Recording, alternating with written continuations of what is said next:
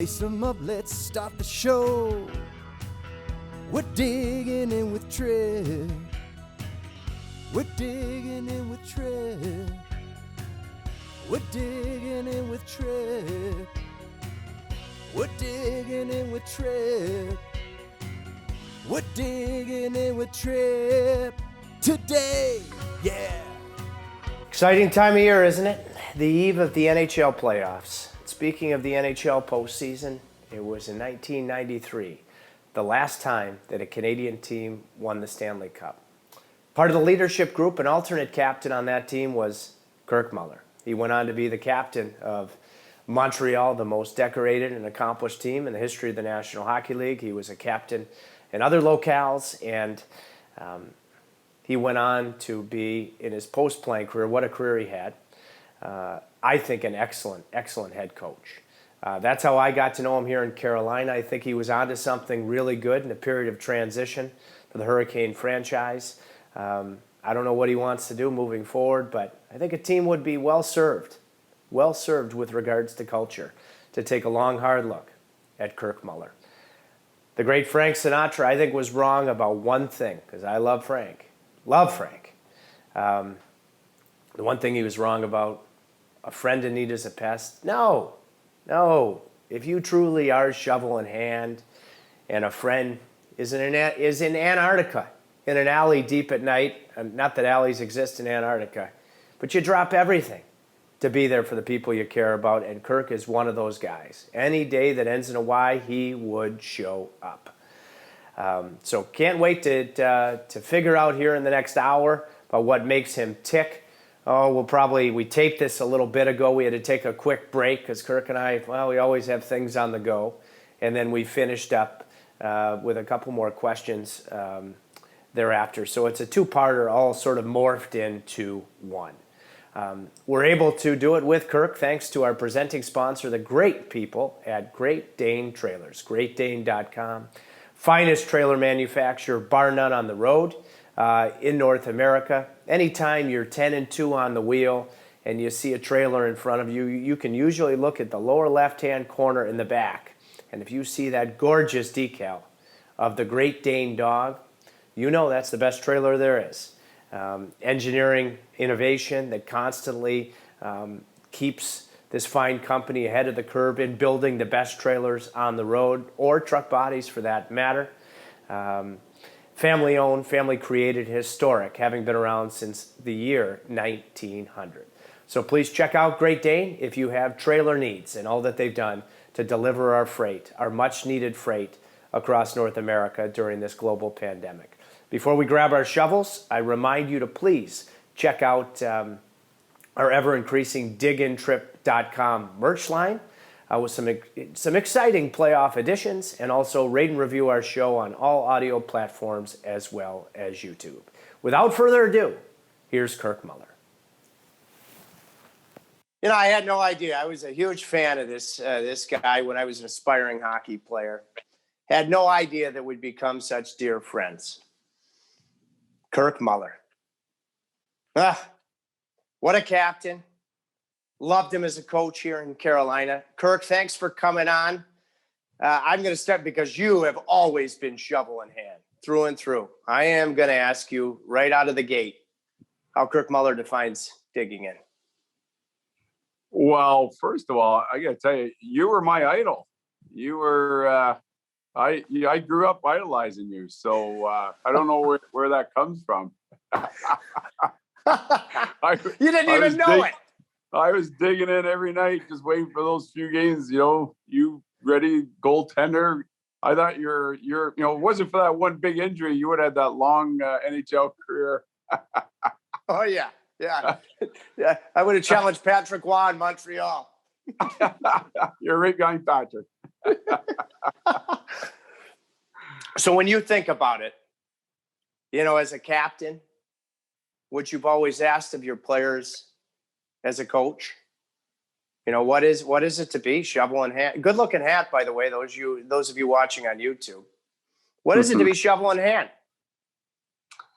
Well, it's I think it is no different being a player and being a coach. It's the biggest thing is I think it's, you have pillars and that you really lean on. And, I think they don't change, it's, you want the lead by leadership as far as, if you look at those pillars, it's basically work ethic, discipline, humility, you want to be, you want to enjoy every second you get involved in the NHL. It's an honor to be there as a coach or a player. And I think if you create a culture and you have all those pillars like that, buy-ins, no one being selfish, work ethic, all those ingredients, you can really create a winning culture very easily. It's something, because I really thought, friendship aside, I thought you were truly onto something here in Carolina with regards to creating the culture that now is a staple here in this team that I'm enjoying getting to watch play, that has made the playoffs now 3 years in a row. What is, being a Stanley Cup champion that you are, what is a winning culture? Well, you know what? Look at what Roddy's doing there. He's doing a great job. You just look at the way they play there in Carolina. They play the right way. They, like we say, they have good character guys from in that organization. The way they play the right way with the puck, without the puck. It looks like there's a buy-in there that everyone plays the same way and believes in what they're doing. And Roddy's done a good job with that, and so, if you look at a winning culture, they had guys like Justin Williams that was there, that was a great example for a few years, and, quality people that young guys can learn from, and they learn the right way. And Roddy's got them playing that way, as far as, they work hard, they're disciplined, they're committed. And that's, that usually wins hockey games, when you got a group of guys really believing in what they're doing and how they do it. I don't know if, hopefully you don't mind talking about this. I know how much it meant to Rod, because when you became the head coach here, you had and have a longstanding, wonderful friendship with, and I love him, Johnny McLean. But you reached out, I believe, to Rod, and you said, and you didn't know Rod other than playing against him for the most part. And you said, "Hey, Roddy, do you want to run my forwards?" And Roddy wasn't ready because he had, with kids and whatnot. And then he became your eye in the sky. But I know that always has stuck with Roddy, that you were willing to take that leap of faith with him. It screams your character. And eventually you added Johnny McLean and a coaching staff that I enjoyed to the ends of the earth. But that was some kind of gesture on your part, Kirk. Well, you know what? I was lucky. Two of the faces of that organization, Ronnie Francis and Roddy Brindamore, they were involved when I was there. So coming from the outside, I had a great opportunity to work with them. And Roddy was a guy that it was a no-brainer for me to go, Roddy, the way you played, your leadership and that, I would welcome you on my staff any day, at the time. And I know, like you said, he was kind of in between of the commitment he could make. And I said, listen, when you get quality guys like you and the experience, you've won a cup, what you can bring to the forwards here. We had some young guys and old guys at the time. I said, whatever you can bring, I'll embrace, and whether it's a part-time, which it was for a while there. And it gave him a real taste of coaching at the NHL level as well. And look at him, he's doing a great job now. So I was really happy. And you know what? I got, it was a great chance to get to know him better. I just played against him. I didn't know him too well. And quality person, he's done a good job. And I enjoyed the fact that I was able to work with him.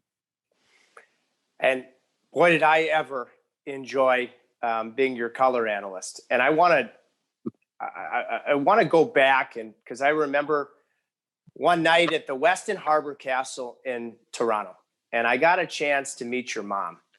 I never got a chance to meet your dad, God rest his soul. I've always, I don't know if I've ever asked you about this, but what you admired most in your dad, and when you got the Stanley Cup when you had won in '93, just so happened you lifted it right in the corner in Montreal where your dad was. Can you speak about the influence of your dad and that specific culminating moment? Yeah, well, both my mother and dad were both, very supportive in my hockey career. So it was always fun that whenever I go to the tournaments, we'd all go together and all that. But my dad knew hockey very well. He was a postman. He was a mail carrier, and so he preached obviously the work ethic, and he worked hard, raised 6 kids, and we had a very humble life, but a great life, and gave me a chance to play the hockey and go in these tournaments and that. But my mom was the one that would always be very frank with me and say, I remember once it's probably that night, but when I was playing in Toronto, I walked out after, and I haven't seen them in a few months. I was playing in Jersey at the time, and I said, "Hey, Mom, how you doing?" She goes, "I can't believe I drove up to see you play like that." And I was like, "Yeah, well, nice seeing you too, Mom." But you know what? It's what makes you. You know what? It kept you humble, and it kept you on your toes. And I wouldn't have changed it at all at the time. So, but great parents. I unfortunately lost my dad to cancer, but I did have that opportunity. We won the cup in Montreal.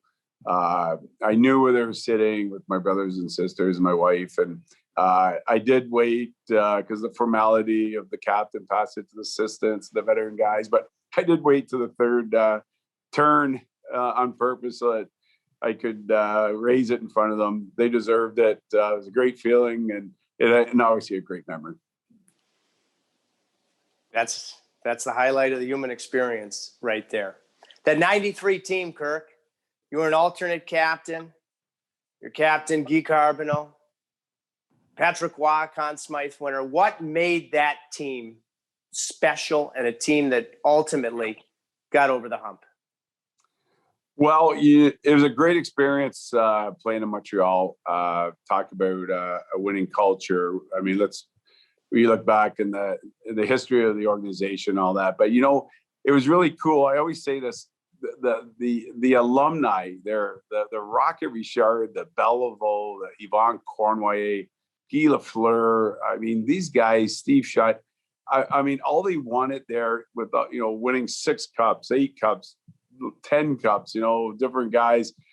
All they wanted was for you to do well, and it was all about the present, and they were really a humble group, like we talked about earlier.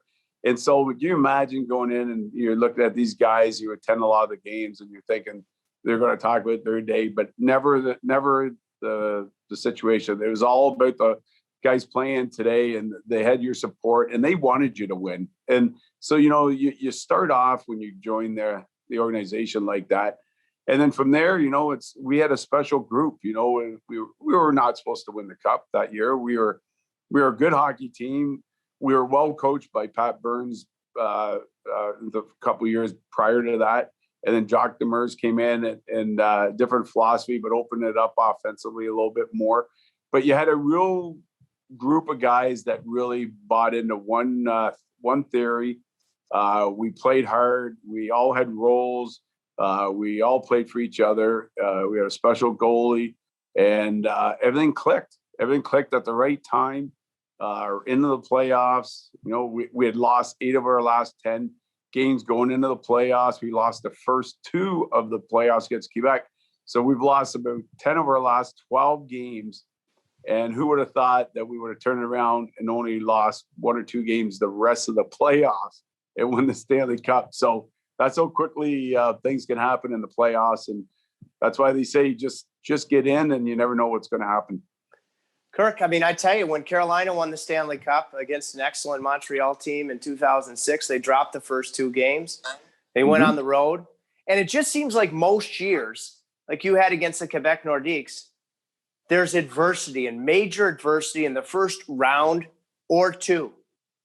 And if you get through it, you have a great chance of winning the Stanley Cup.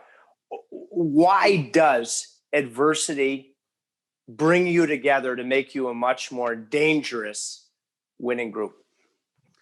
Well, I think it either goes one way or the other, but I think that's the teams that end up, if they can get through the adversity. Sometimes it might be the first, 10 games of a season, it might be the midway through, might be like we, faced the last 10 going into the playoffs, no one giving you a chance against your biggest rivalry, Quebec at the time for Montreal. And I think that's where the character really comes through with the personnel you have, and as a group, everyone still buys in and stays together and doesn't separate on different channels and all that, and it really brings you together. You almost have to test drive yourself through these tough times to really bond with each other, and it's like some really good hockey teams, it takes them 2 or 3 years to unfortunately lose before they learn how to win. And we've seen that, look at Tampa, winning the cup, they, a couple tough playoffs, and they stayed the course. They fought through it. St. Louis Blues, a couple tough rounds, couple big years, stayed with it, win the Stanley Cup. And so you have to have a belief that you're on the right track. And nobody gives you anything, so you don't just walk through 4 rounds and win a Stanley Cup without taking on your challenges. And I think that's what makes it special. And if you look at the first rounds, I always said the first round and the fourth round are the hardest, because the first round everyone's fresh, everyone's healthy. The top teams think they got a great run at everything. The team that's they're the underdog. They're like, we got nothing to lose, and they won the first game, and now all the pressure changes from the media. So, the first round is really good hockey, because it really it's exciting, the pace, and everyone thinks they got a shot at it. Okay, so I'm going to ask you if anything jumps out at you, whether it be on the ice, in the room, on the bus, whatever. Let's start with the first round against Quebec. You get down 2-0. Is there anything that jumps out at you where you were at the fork? You could go one way and be done, or the other way and find a way through. With the boys, anything jump out to you as being defining? Well, I think a great story actually was our GM Serge Savard. We lose, like I said, during the last 8 to 10, we go into Quebec, 2 close games, we lose those games, and now nobody's really giving us a chance. And we go to get on the plane, fly back to Montreal. The plane breaks down. We go back to our hotel. You recheck in, and we're all sitting there. We get a meal brought up, and we don't know what to think. And Serge, Big Serge stood up and said, I want everyone to just sit down for a sec. I got a few words to say. And, you don't know what he's going to say. And here's this big man stands up, and he said, very calmly, he said, listen, guys, I've been watching you play. If you continue to play the way you are, you will win this series.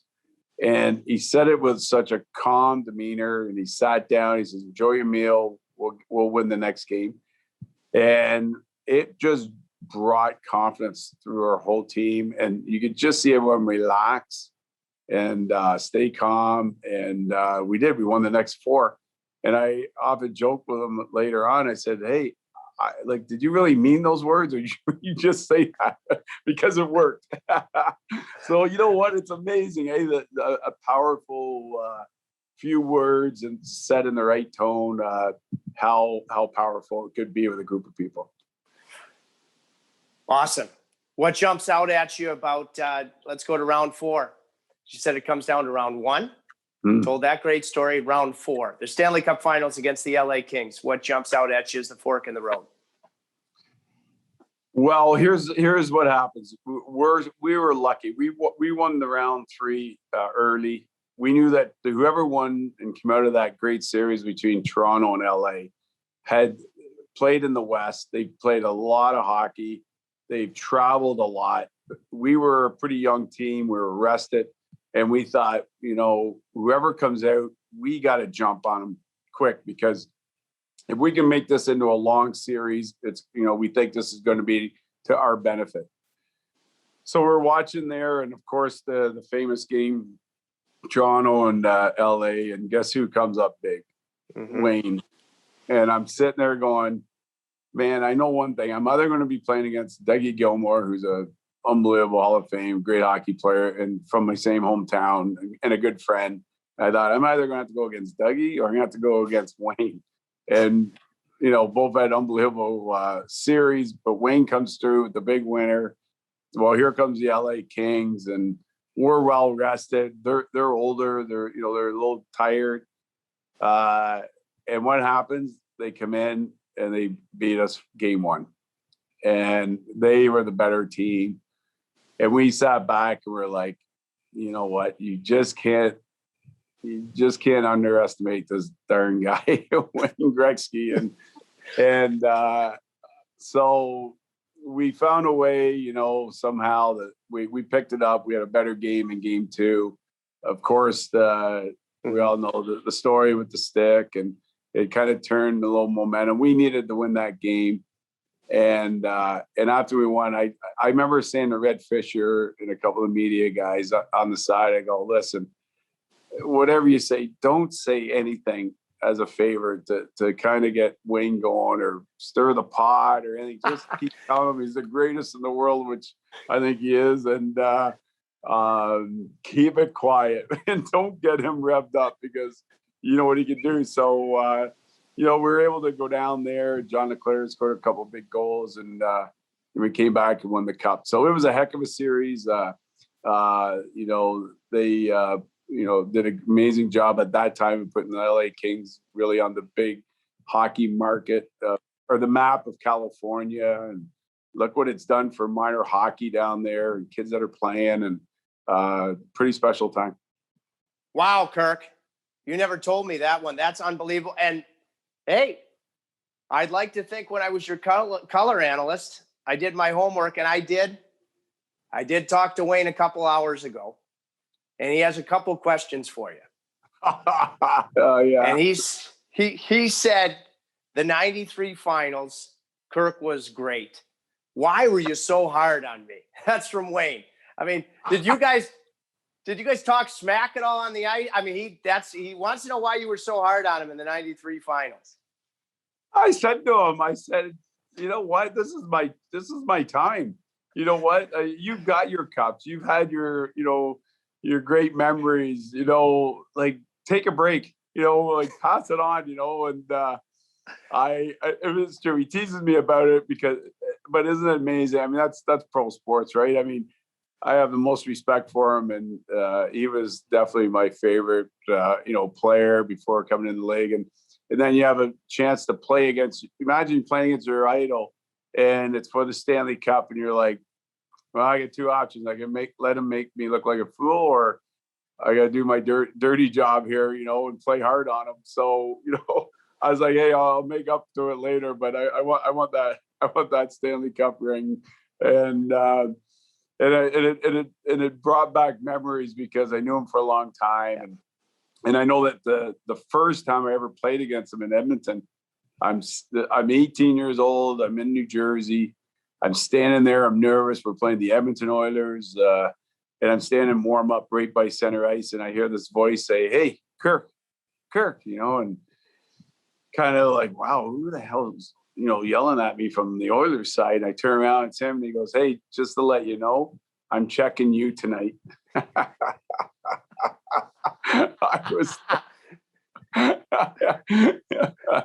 So that was my first game against Wayne. That's the first thing he said to me. Well, he told me, because I said, tell me if I'm wrong, but I said, you guys played together on Team Canada, and he said you did in 81, and he said you met when you were 16 years old. What's the background there? Because I know that to this day you're great friends. Well, he just has the unbelievable ability there's no one I've ever met in pro hockey that looks around a room and takes care of everybody the way he does. He's he's obviously an amazing hockey player, but his ability to make sure that I could imagine playing a full season with him, how he takes care of the media guys, the trainers, the equipment guys, the Zamboni guys. He wants everyone to be a part of it. And I think that's what he loves about the game is we got great people in the game. And, he wants everyone to feel part of that type of a team, and talking about winning cultures and making everyone feel like whatever their role is, you're special. And he has a great ability to sit back and everything that goes out, after him and, thrown at him, but he can look around and make sure everyone's taken care of. And he's always done that to me for some reason. We met when I was young. We had the same agent. I got on a train. I got invited down to watch Canada Cup tryouts. And, it was like, wow, I'm taking the train to Montreal and with Wayne Gretzky. And I didn't own a jacket at the time or anything. And my parents were like, well, you better go get some kind of a jacket. You're going to Montreal, watching Team Canada and all that. And they bought me this coat. I get on the train and he laughed. He said, you look like you work on the train. And I was like, well, geez, that's my introduction to Wayne. That's what he thinks of me. So I was, but he's an amazing person and very humble. And I know that we won the cup. And there's nothing more disappointing than losing in the finals. And I remember him sitting there in the press conference and, what it would have meant for LA to win it at the time, and him going back there. And I was standing on the side with my father, and he looked over and he saw us and he goes, hey, you know what? Press conference over. I think you guys should talk to Kirk. It's his time and with his dad. And he laughed. And I thought, like, who does that? Who sees that? It's little things like that. Wow. That you want to gain respect with people. That's what he does. What's so amazing that people might not see. Wow. And what I saw not full circle, but yeah, in some ways it is. So now you're an NHL head coach. You have a team in transition. Truly, I'll be honest with you didn't have the horses. And you played a game in LA. I remember calling it on a Saturday afternoon, and Wayne came to the game for you and then took out the entire coaching staff. You guys went to dinner. So you've met him when you didn't have a coat on the train, and he said you look like you were waiting tables on the train. Now he's coming to a game in LA to have dinner with you. What do you remember about that? Well, I didn't realize, we had guys like, I think Dave Lewis, who was in the game for forever, 60 years, one of my assistant coaches. I don't think he ever met Wayne. And, Huffer was the video coach who's been there for a while. And, it is an opportunity for him as well. So it was really fun because there's a couple guys there that have been in hockey and haven't had a chance to meet Wayne, and they just really enjoyed having the conversation with him. And I think I just kind of more sat back and just let those two. Dave was, firing off old hockey rivalries that when they played against each other and everything. So, it was the fact that, and I think Wayne, he came down and sat right by the glass, and I think his son said to him, hey, Dad, like, these guys are fast and big. Like, how did you ever play? And like stories like that, it's like, it's just fun because, they're listening to it. And it was good. It was a good dinner. It's Kirk, you had a sensational career as a player. Sensational. Really Hall of Fame-esque. And at what point, was it still during your playing career or after you retired, that you said, I think I want to be a coach? Well, it wasn't planned. I know that, I had some coaches and they'd tease me and say, oh, wait till you coach when you're done. I was like, I'm not coaching. And, I finished my career in Dallas and decided to go back home to Canada. The four daughters, we were just going to move on with their lives. And I had an opportunity to, in my hometown to get asked to coach at Queen's University, which is a university in Kingston, Ontario. And I went down there and just thought it was just a really cool opportunity to see if I like coaching. And at that level, you have to recruit, you have to coach, you have to put the training staff together, you have to do the travel. You wear many hats. You're the coach, GM, president, whatever you want. And but what a great experience after being in the NHL for 19 years playing and working with kids that are in university at a very high academic school. And yet here they are racing down after classes to play hockey. And a lot of these guys have no aspirations anymore about going in the NHL or anything. They're just there for the love of the game and play on a team in college and have good memories. And it was real fun for me to be with passionate guys like that with the game. And then that's when I got the coaching bug. And then the next year, Guy Carbonneau, took over with Montreal, called me up and said, listen, would love for you to come down and join the staff. And that's how the whole road started all over again. It's before we get to your head coaching days, I don't know what the heck your power play was like at Queens, but I'm betting it was great because everywhere you've been, your power play's been outstanding. Okay, there will always be dips, but I mean, talk about a guy that knows how to maestro a power play. If they're, in some situations, like if you're a head coach, you handle it. You were on so many power plays. Say here in Carolina, Rod handles the power play. Other cases, an assistant coach does it. What are the most critical elements? Because you did it for so many years, and I hope many more to come in stellar fashion of handling that dimension. Well, I think you just kind of, I've been fortunate to work with a lot of good players, and you kind of take each team has different group of players that have different talents and skills and so I think that you kind of bridge them together and see, where, you get some real strong threats from. And so, you try to adjust with those type of things, but you also want to keep some common denominators together. It's definitely things that you want to preach about, retrieving pucks so you get ozone time, net presence, making it really difficult at the NHL level because the goalies are so good. Making sure that you don't become a perimeter type power play where you're not getting any shots. I mean, you want to establish good puck movement to establish those shots and from, different angles and different directions and keep the goalies on their toes and that. So, and you want to be versatile, you want to create shooting opportunities from up top and, low plays, making those so that, you're not predictable. You're all five guys are a threat and everyone knows their role, on the power play. Depending on your personnel, Kirk, or is it dependent on your personnel?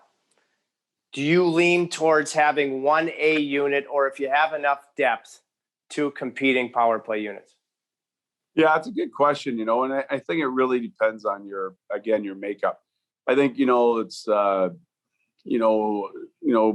probably if you can get that first, unit out there to establish the power play, and if they have confidence and you got your five best players on the ice, it's nice to have that opportunity. But, again, in the NHL, for example, when you're playing and, so many games in short period of times and, that's when a second power play that's just as effective can be so valuable because you can really go off of who's rested and you're not throwing out tired guys all the time. You want fresh guys hitting the ice because it's so important with the power play. So, a lot depends on your makeup of players. Some guys can need up a lot of minutes. Some guys, are really good hockey players, but can't carry that extra minutes in a game. So, again, it goes back to the personnel that you have. I'm hoping, you don't have to answer, but I'm hoping you have a desire to be a head coach again, because I think that you will absolutely run like you're Usain Bolt with it. Being the charismatic, salt of the earth, if I'm ever in an alley late at night, I call Kirk Muller. He's there any day that ends in a Y. in your personality and approach, because you've been both, do you change at all when you are an assistant as opposed to a head coach? I don't think I would,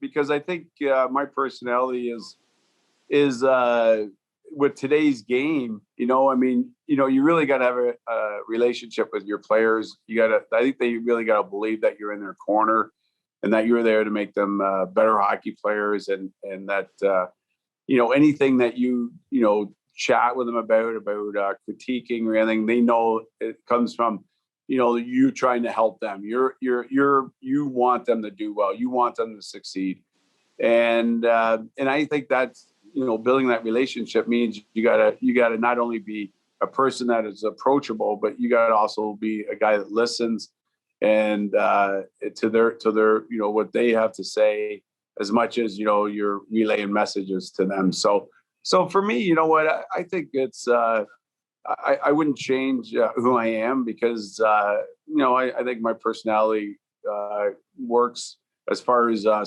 being able to spend that time with the players and creating that type of a culture. I think everyone has to be close, and you don't have to spend 24 hours together. But I think when you're at the rink, everyone that buys into the same theory, the same culture you're trying to establish. Everyone knows their roles. Again, that's all from communicating, and not only knowing your role, but accepting your role. And I think if they see that there's a real belief in what you're trying to do, and everyone feels like they're a part of it, I think that's what it's really fun to have that type of a group to work with. You look back, and I asked Mark Recchi this very question when he dug in.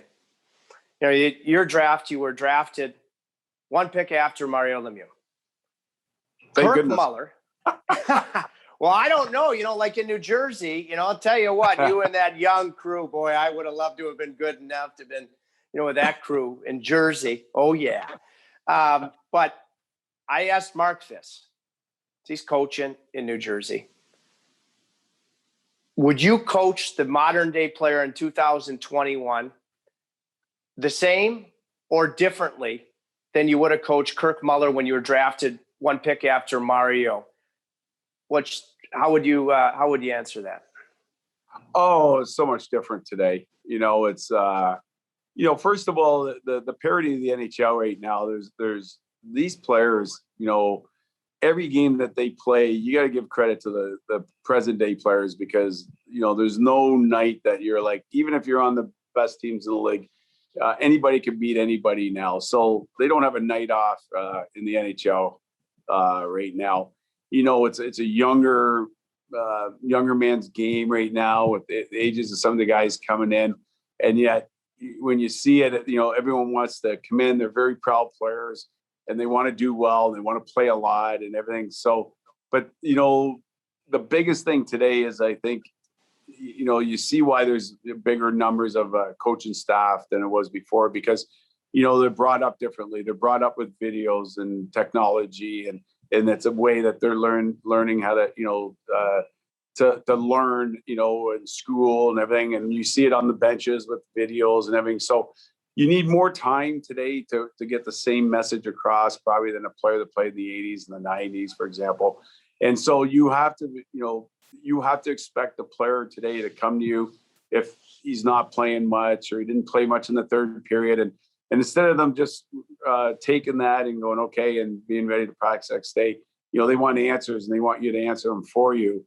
And so you have to be prepared for that. So the next day of practice, you have to, put time aside for each individual and say, hey, I'll show you some clips. I'll explain why.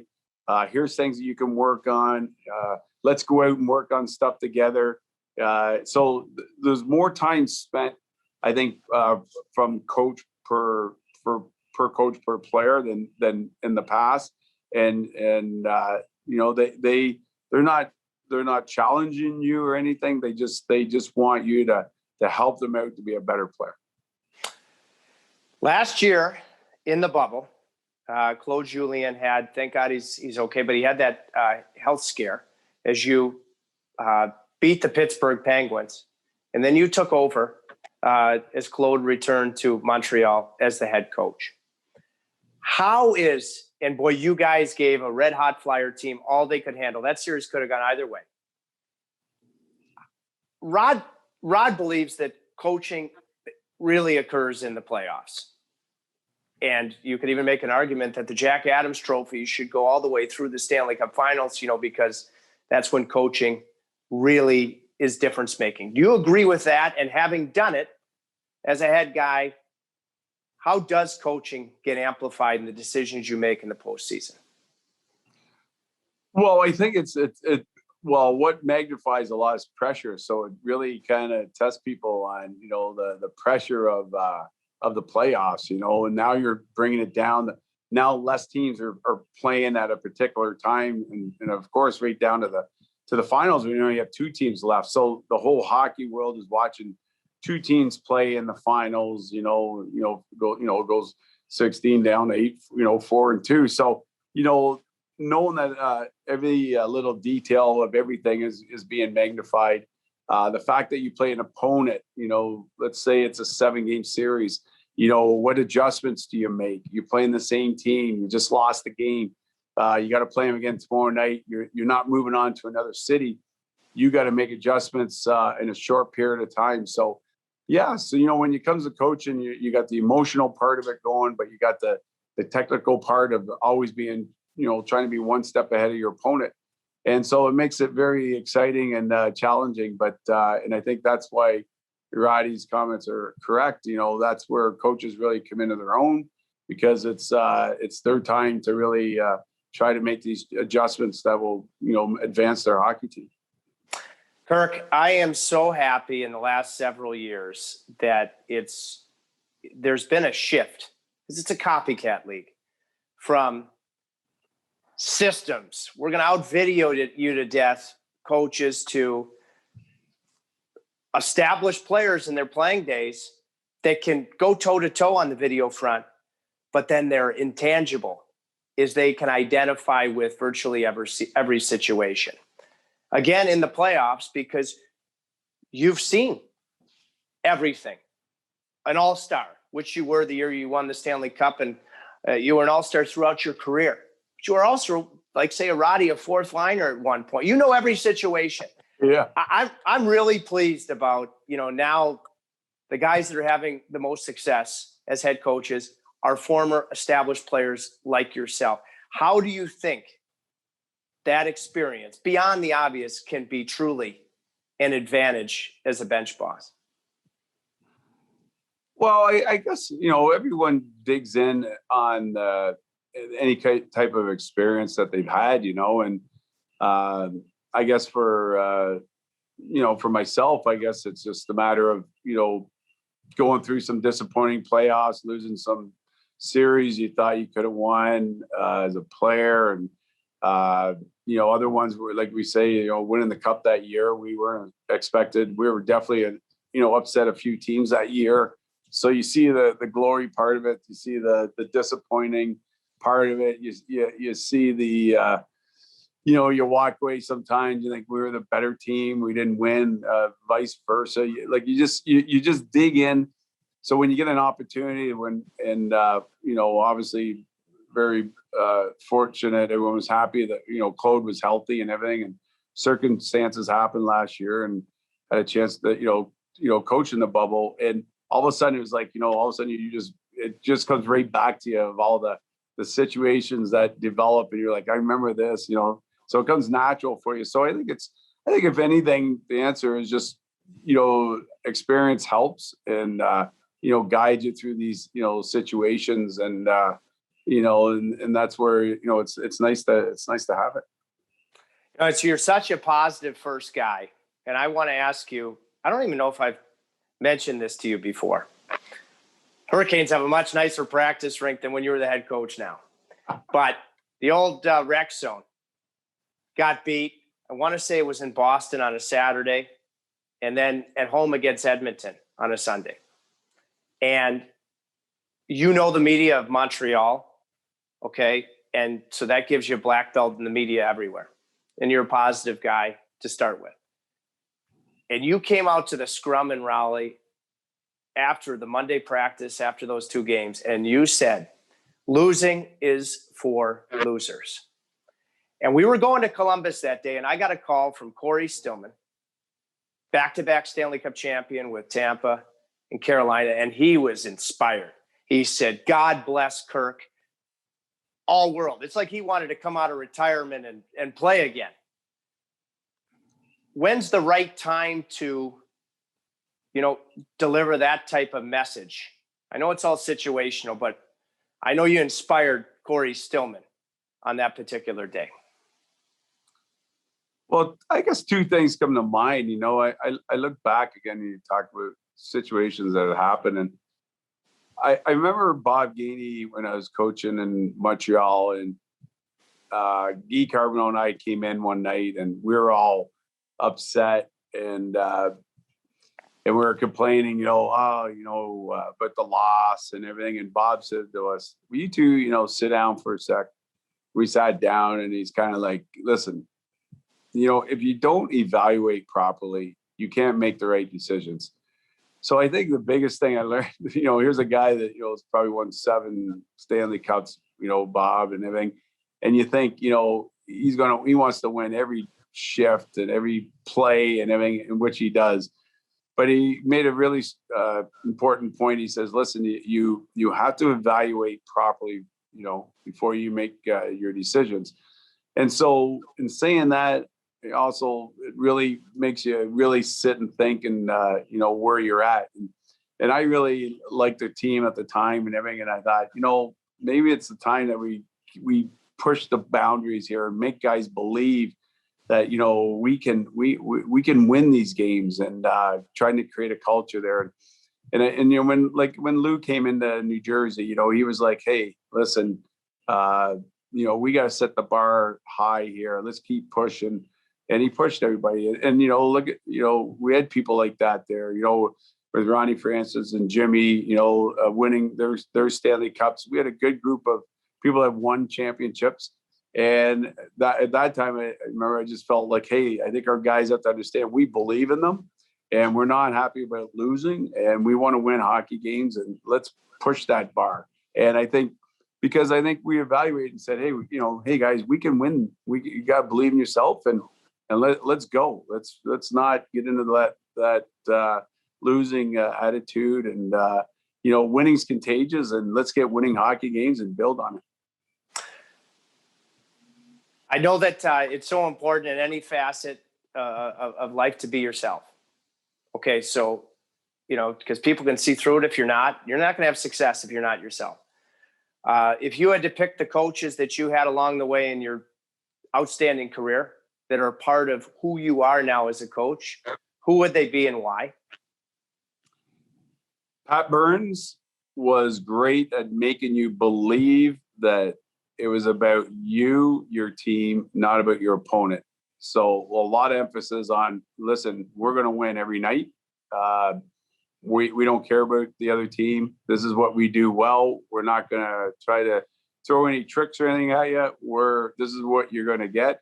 Be ready for it, and we're going to beat you at our game versus your game. Ken Hitchcock, one of the most well-prepared coaches that I played for as far as preparation, always had his teams prepared. There wasn't anything that was ever uncovered, so that you knew that there, he prepared his team. He had his style, but he did love dissecting the other teams, and so there was no reason for you to be surprised about anything that would happen. Playing as a player, playing for Hitch, Jacques Demers had that great ability to be a player's coach. Never pretended like he knew it or had all the answers, but listened better than anyone I had as a coach, as a player. And in saying that, he had the ability to really listen to his players, make adjustments. He was humble. He didn't pretend to know everything. And because of that, the guy won a cup. He was coach of the year. He had a great coaching career because of the fact that he really listened to and worked with his players. I remember at one point looking up to you at the front of the plane after the Hurricanes won a big game. And I was sitting with John Forsland, and he turned to me and he said, you know, I know Kirk feels very strongly it's very important to enjoy the wins. Okay, so talk about that and why it's so important. And then when you reach the finality of that enjoyment and move on to the next challenge. Because it's what you play for. You know what? It's what you coach for.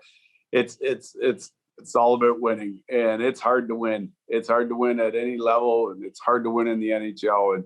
And I think you play a hockey game and you give it all you got, and you win that night. You gotta enjoy it and feel good about it, because that's what you want. You want guys feeling good. You want them to feel rewarded. You want them to feel that buzz, that happiness of a big win. And man, that's what it's all about. Go all in, go play hard, go back to the back of the bus, sit with the guys, travel to the next spot, get on the plane, whatever, and enjoy that moment, because that's why we play. You know, that's why you coach. It's that competition, but it's the winning that makes it fun. Part of your winning, and I've had the distinct pleasure to get to know not only your wife, Stacy, but your 4 beautiful girls. And in some ways, I don't want to overstep my welcome, but I'd like to think I might even be an honorary Muller. How does the great Stacy, I'll never forget when we had dinner in St. Louis, you were coaching there, and then we stopped by after dinner to enjoy some time with her. Stacy Muller. It's a great love story. How does she dig in the most? Well, she digs in putting up with me and the 4 girls, and we got 4 grandkids now. And it's, like, what have we lived in, what have we, 33 years in the NHL. And I think we've lived in about 20 something homes. We lived in Canada and the States, and, the southern United States, the north, east, the west. And I mean, moving 4 kids around that often and is a challenge, and never complained. My girls never complain. We you know what, it's a privilege to be in the NHL. It's not easy. It's a lot of work, but we always preach that real positive attitude. And you know what, I always give a perfect example. Like, you look at my daughter Brielle, and this is a life lesson that we said to our girls. Is she's a grade 12 student in Canada, in Montreal. She goes to I take the job on at Milwaukee in the American Hockey League. So I move her 12th grade from Canada, United States. Now she has to learn the whole U.S. school stuff, the SATs, and that we don't have in Canada. And so now she's trying to get into colleges, and she's writing these tests for the first time. And then all of a sudden, 2 months later, I got hired to Carolina. So I go from Milwaukee to Carolina. So she moves again in grade 12.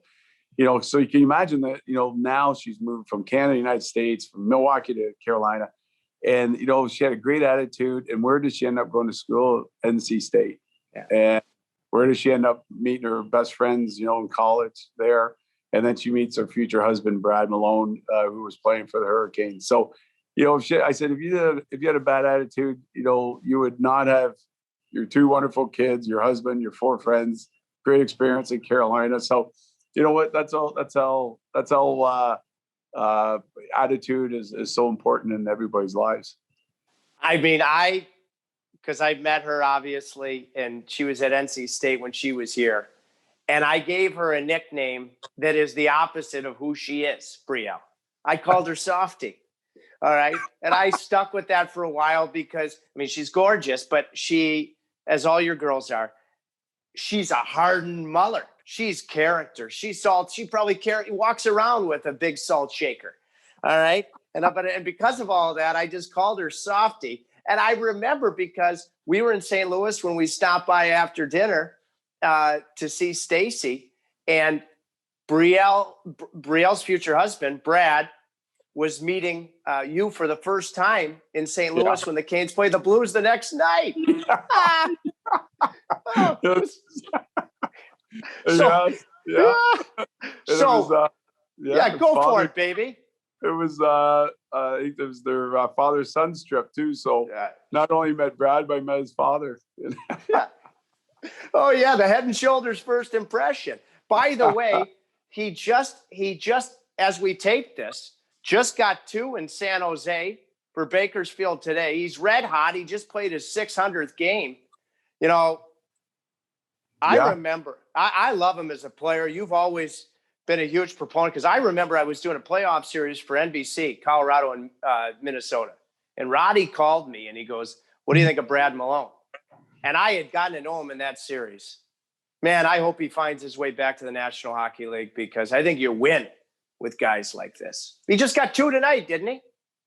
Yeah, well, we're down here visiting because they just had a granddaughter. So he had 3 the other night and 2 tonight. So he's a big goal scorer now. So he told me I can't leave. I have to stay here. Yeah, you have their son Brielle and Brad, your son Banks, and now Callie from Cali. I mean, come on now. Callie from Cali. Yes. So things are well down here in Cali. Oh yeah. Well, they always are. Kirk, I have to go in the coach's office before I conclude. This was one of my favorite stories. I had so many with you. I mean, I wish there were, it was a longer period of time. And, but we were in the coach's office one day and you got Dave Lewis. All right. That, because and I had fun. I'd call you and John McClain softies because you were from the East. And I went to Harvard and grew up at the yacht club, but I was a hardened Westerner. And Dave Lewis gave me a hometown of Wilcox, Saskatchewan. Just said Saskatchewan. All right. And so I remember Roddy's in there too, the whole staff. And we had a debate. Patrick Waugh was my favorite goalie growing up. But Johnny McClain, he won a cup with Marty Brodeur in Jersey. And that heated dig-in debate between you and Johnny McClain, you arguing for Waugh and Johnny McClain without follicles, the bald, wonderful human he is, arguing for Marty Brodeur. Make your argument, as you did that day, for Patrick Waugh being the greatest. Oh, boy. Okay. Well, you know what? Hey, listen, we don't win the cup that year without Patty. So, of course, I'm going to be biased. And I actually got to work with Marty at when I was playing in Jersey. I got traded right when he came. And then I finished coaching when I was coaching at St. Louis, Marty came and then I left. So we kind of crossed paths briefly twice, but you know what? Yeah, of course, because I got traded from Jersey, I was giving it to Johnny. I said, well, I had to go to Montreal to win my cup, and they win right after. So we're all, at the end of the day, 2 unbelievable goalies, legends. A lot of respect for both of them. I played with Patty longer, obviously, and just how competitive he was, not only in games but in practices, and it was contagious. And he was a great teammate, and had a lot of fun and good experiences with him. I want to ask you about a specific situation. It was at the end of the season. I've seen brothers play against each other in the NHL, and truthfully, I'm not going to name any specifics, but they don't start the game. And you had an incredibly unique situation. I thought you created a marvelous memory. And Jordan Stahl has called it one of the top memories in his career. Jared Stahl, the youngest of the Stahl brothers, you started him with Eric and with Jordan in a game against the New York Rangers. It's too bad that Mark wasn't healthy for the Rangers, but you made that decision when you called up Jared, and you created that memory that ranks right at the top of the list for the Stahl family. What do you remember about that decision? Well, I remember how excited they were when Jared got brought up and called up to Carolina at the time. And obviously Jordan and Eric were on the team presently at that time. So, it was near the end of the season and he was playing well. He deserved to come up. And I think that's the fun part about it is I think we forget sometimes that in pro sports, it's still you're dealing with human beings and feelings and that. And just think about anybody that has, whether it's your brothers or your sisters. Can you imagine having the opportunity to be all in the same NHL team or any pro team or at any level, and have an opportunity to start a game together is something that they'll always remember, not only for them, but for their mother and father and their other brothers and that. So the opportunity presented itself. It was there. And I think sometimes we gotta go, hey, listen, it's a competitive league. It's all about winning, which it should be. And that's what we love about it. But you got to really think of people's feelings sometimes. And the opportunity is there. I put the line out to start. And it's something that they'll remember the rest of their lives. That the three brothers, the Stahl brothers, started an NHL game together. And that's the uniqueness and the kind of things that you'd like to have for your players, to have great memories like that for the rest of their lives. Do you remember at what point, was it before warmups, after warmups, that you told the three of them that they were starting together? I think it was that day, but not till later, not till like, I think when they arrived to the rink to start the game and all that. And I said, hey, listen, starting lineup, here we go. And, and the fun thing was the other guys were excited for them, and that's what you want. That's the kind of bonding you'd like to see on a team. And it's those type of memories and guys, wanting to do that for each other. So it was fun. And like I say, that it offered the opportunity there, and it's a great memory. One other Stahl question, and I know some of it perhaps will stay private, but I remember late at night getting into the hotel in Toronto, and we were still on the same bus as the players and coaches at that point in time. And we got off the bus, and all the players did, and I think Eric Stahl had to leave the team for a personal circumstance. He was your captain, and you hadn't been the coach for very long. And I knew it was private, but I saw you walk to the back of the bus. It was just you and Eric, and you sat down with him.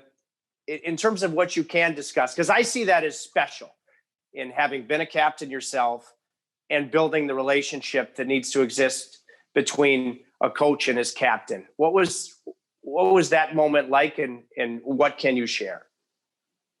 Oh, well, again, it was personal stuff going on, but I think the key really was just letting him know that, I'm in his corner, and I was there. I think it's so important, again, you building relationships, and being genuine about it.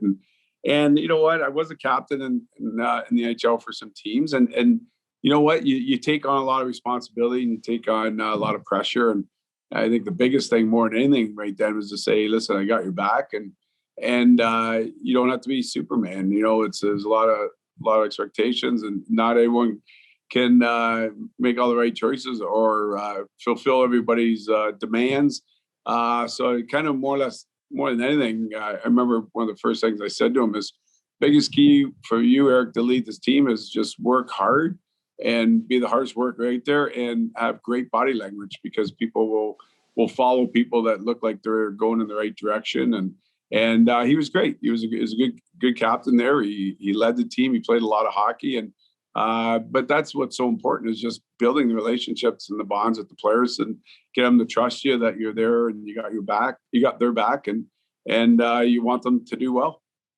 I think that's the connection that you all strive for, and you wouldn't have that opportunity, Kirk, if you had not been an outstanding NHL captain yourself. Well, I was fortunate to play with a lot of good hockey players, a lot of good leaders, and grew up with some great quality people too. So I think if you sit back and watch some of these people work and how they perform and how they carry themselves, if you want, you can learn from a lot of great people, which we have in our game. And I was fortunate to be a young buck in a lot of situations and follow these older leaders and try to do the type of job that they did. All right. So it gives me the perfect avenue to conclude, because I could go on for eons. You don't have to answer, but my hope is that you have a desire to be a head coach again, because I would run through a wall, swim an ocean for you. and I'd do anything as your starting goaltender. But then, they say, Pat Quinn, I think, always said it, a head coach is only as good as his starting goaltender, so you'd be fired in 3 days. So, but that's my belief in everything that is you. And you don't have to answer, but I do hope, Kirk, very much, as your friend and my admiration for you professionally, that is your desire. Well, thank you. It's nice for you to say. I feel it's a privilege to be in the NHL, and like I said, as a player, as a coach, and great people. Our sport is so fortunate to have the people that we have in it, and it's hey, listen, I'm still young, I still love the game, I still love the league. So yeah, that opportunity presents itself. I definitely would love that opportunity and challenge to put a winning culture of people together and go win some hockey games. What a premier, elite, 10 out of 10 choice it would be. Kirk, thanks for digging in, and I can't wait to see you soon, my compadre. You betcha, man. Good seeing you. Good seeing you. Good chat with you. Kirk, outstanding. Thank you. Oh, yeah. I can guarantee you, my dear friend, you sleep with that shovel. Oh, yes, you do. Thank you so much to Kirk Muller. I knew it would go deep. It did. Again, not knowing about his future. Boy, I sure hope he's willing to entertain the thought of being a head coach another chance. I think he'd be a great hire because of all of the things, the salt of the earth things, the real. What you see is what you get. That's how you win. That's how you win. So I hope that he has that in his future, being that we become the dear friends that we have, and I have supreme belief in his capabilities. So thanks to Kirk. We were able to dig in with him thanks to our presenting sponsor, Great Dane Trailers, greatdane.com. The finest built trailer, bar none, on the road. North America, they've been getting our crucial freight to us on time throughout this challenging pandemic. Best built trailer, always engineering innovation that continues to stay ahead of the curve of making it the best built trailer on the highway. You look at the back of any trailer and you see that Great Dane decal, you know you're dealing with the premier company in that industry. Family owned since 1900. Again, greatdane.com. Before I let you go, check out digintrip.com, our exciting merchandise editions here during playoff time. And please review and rate our show on all audio platforms as well as YouTube. Until the next time, please dig in. And if you're not, be honest. The first step is accepting where you're at, and then grab that shovel and then just take it one little abundance of dirt with that shovel at a time. I'll see you soon. Stay safe. Enjoy the playoffs. We'll talk to you later. We're digging in with Trip today, yeah. Today, yeah. Today, yeah. Today.